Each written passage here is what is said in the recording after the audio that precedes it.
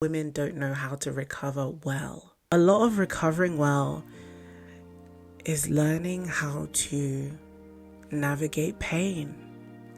And boy, did I not know that. Sometimes you just got to tell yourself, I got you, and actually have your back.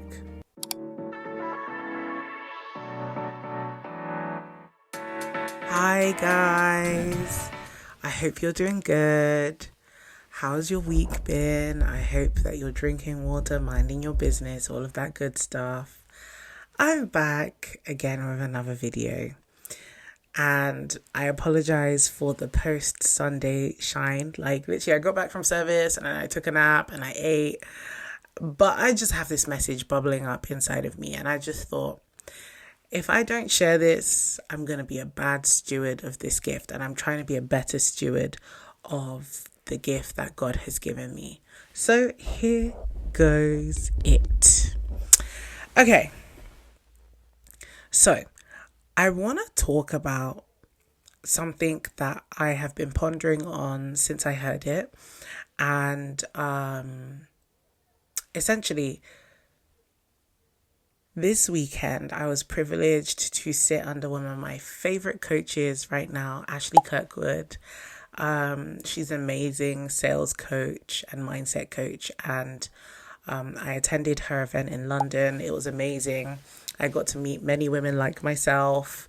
But more than that, I got to receive and actually look at how this thing is done. Because as a coach, sometimes you're so in your own world, building your own frameworks, things like that. Sometimes it's good to also sit under a coach and experience what you want your customers to experience, okay? So anyway, she said something really interesting that which is the basis of what I'm talking about today. So we're all sat down listening to Ashley Kirkwood, and she's in the middle of like coaching us through a specific framework. And she said something really interesting. She shared a reflection of TD Jakes after having an opportunity to meet him. And he basically shared that one of his greatest pains is that women don't know how to recover well. Yep. Let me say that again for the people in the back. For the people in the back. He said, women don't know how to recover well.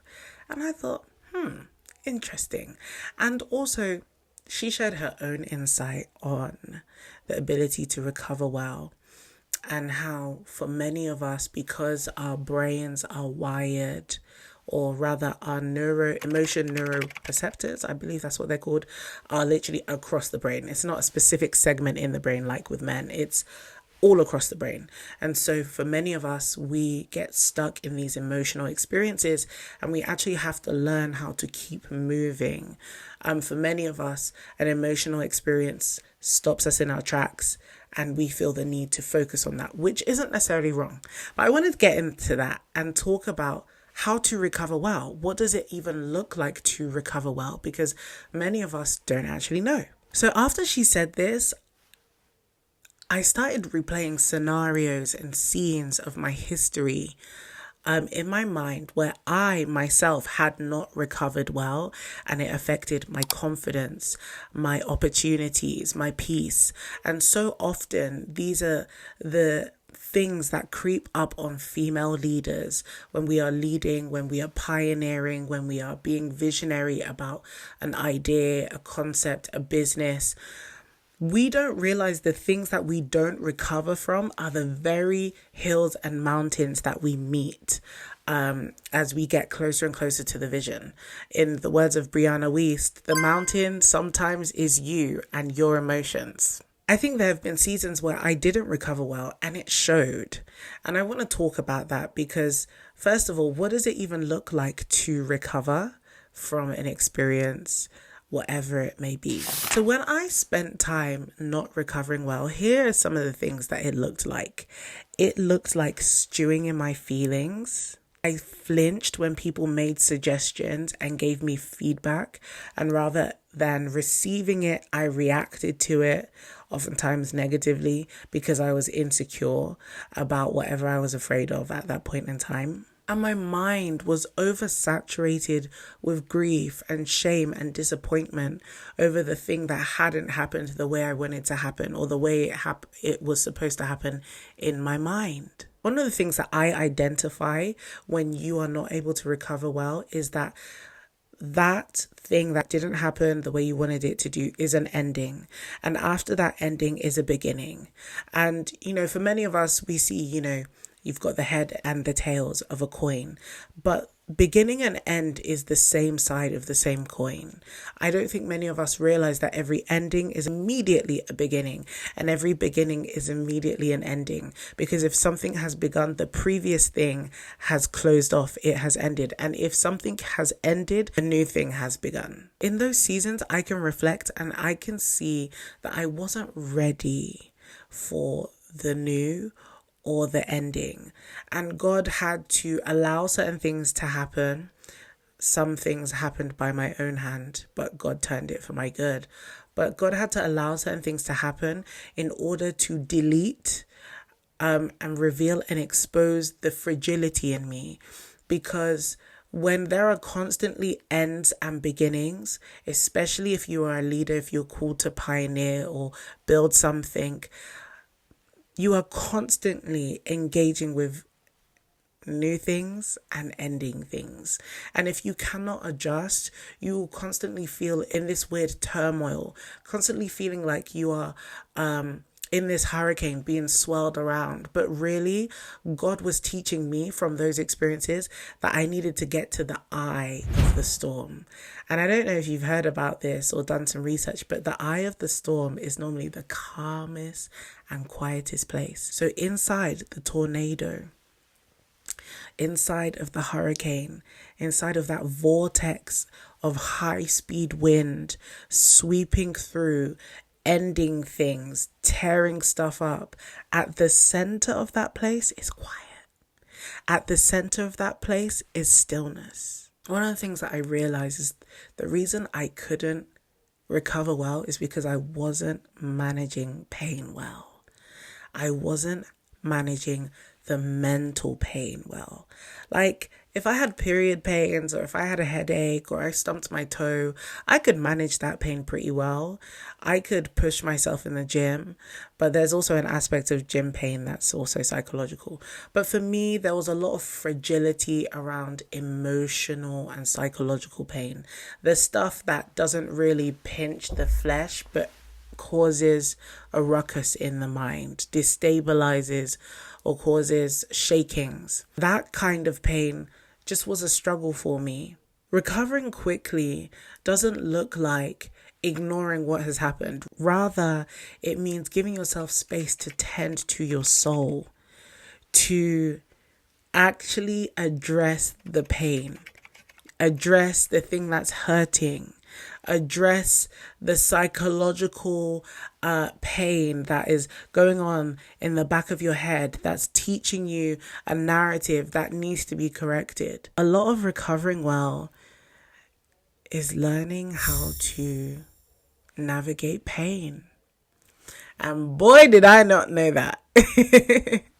I think that pain management is interesting because sometimes you will need to give yourself space to just breathe. Sometimes you're in a moment where you cannot afford to fall apart and roll on the ground crying. But what you can do is tell yourself, we're going to come back to this later. And actually do that. In the same way, if your friend called you blubbering and crying and you're literally in a moment where you're not able to lend your time to that person, you would tell them, hey, I'm so sorry. Let me call you back as soon as possible. And you get back to that friend as soon as possible, right? So why do we bottle things in for the moment? Maybe you're not able to cry in that moment. Maybe the pain is just too much and you're just like, I cannot deal with this right now. But why don't we come back to ourselves? Why don't we come back to tend to our souls? And obviously I understand that, life gets busy and things can be a bit hard at times. Sometimes we even forget that something was even bothering us. But it will behoove many of us to come back to ourselves, to not forget about ourselves, to not be so stuck or so focused in the busyness of life that we forget to tend to ourselves, because Jesus never does. He is always so attentive to those parts of us. And oftentimes in my own journey, I was going so fast with the busyness of life that it was the Lord that had to point those things out to me in prayer, when he had to point out the numbness. He had to point out the fact that I wasn't praying, and he would ask me questions like, hey, why are you not talking to me? And I'm like, I'm not talking to you? Oh, snap. I really haven't been speaking to you. Like, I'm just like, Lord, I'm so sorry. I actually I've been absent-minded in the matters of the soul, and how those have also affected our relationship, because the soil of the heart is made up of your meditations and your emotions, right? So any seed that now comes into that place, if the environment is volatile, if the soil is not prepped, it's very hard to receive a seed, or even be productive. It's even hard for the soil to help the seed be productive if the soil of the heart is not prepped and primed. So pain management is definitely a big way to recover well. One of the things I'll say is that when you manage pain well, not only do you recover well, but you teach yourself how to heal. You teach yourself how to heal well. There are things that have happened to me. I've talked about this briefly, or maybe it's in a video coming one day, about the drastic way in which my dad died. He was literally diagnosed, and then he died 3 weeks later of cancer, but he had been sick for a while. And people were like, oh my gosh, you're so strong. Because I had, like 2 weeks later, I had to jump back into business. I had to get back into planning an event, running campaigns for recruitment. So many other things were happening. And people were talking to me about strength and how strong I was. I didn't feel like I was strong.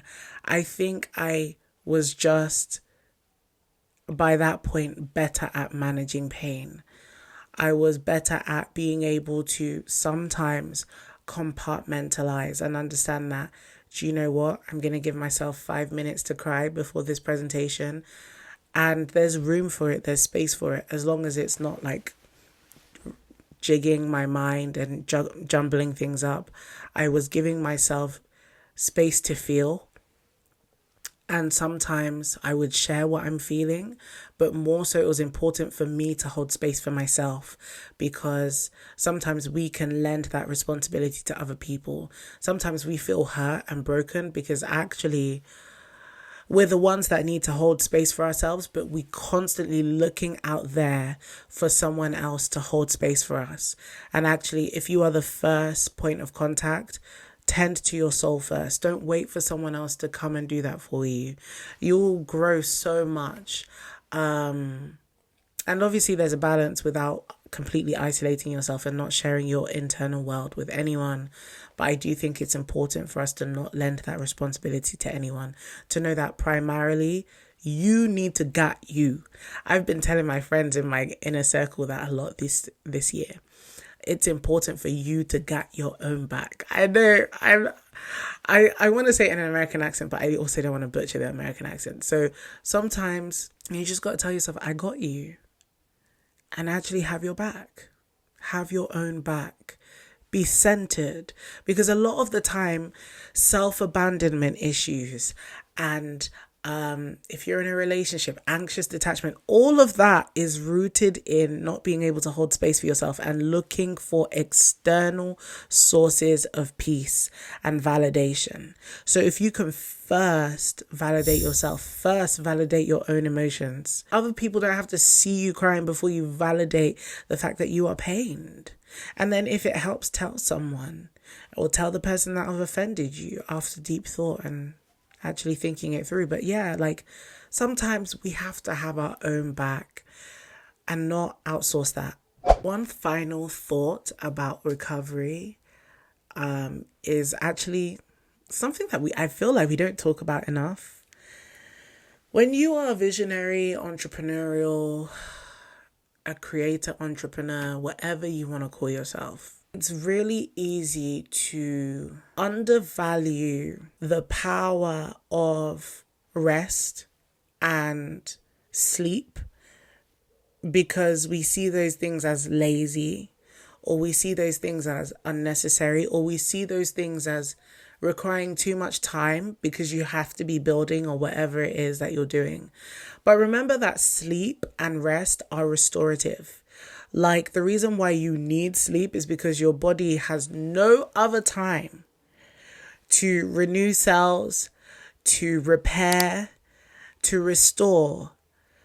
All of that happens while you're sleeping. So if you are not sleeping long enough, if you are spending a lot of time in front of a screen, driving up your cortisol levels, naturally the body, that's the stress hormone, cortisol, naturally the body responds to that by not sleeping. And so some of us are high performing stress addicts. We are putting ourselves under duress and pressure to perform when we have given ourselves little room for repair, for recentering, for restructure. So when TD Jakes said that women don't know how to recover well, not only did I identify that in myself, but I also identified that many of us are guilty of this. Many of us have not been taught how to recover, but feel guilty about recovering, feel guilty about recovering well. I just wanted to drop some of these thoughts out here because I think that if we're going to talk about productivity and optimizing our performance and being at our best and prospering as our soul prospers, my God, you can only do that if you're learning how to repair and restore well. Many of us are running on empty. And Black women, there are currently quite a few studies about women and degenerative diseases, immune system challenges and things like that. We are taking on so much, internalizing it, storing it, not giving ourselves space to repair and recover. Then when we crash and burn, it takes us twice as long. I had a friend who used to do this. She would go hard. Business lady. She would go so hard. And then when she got burnt out, she got burnt out. As in, she couldn't leave her bed. She would get sick. And I think naturally, I don't like or enjoy seeing people I love hurting.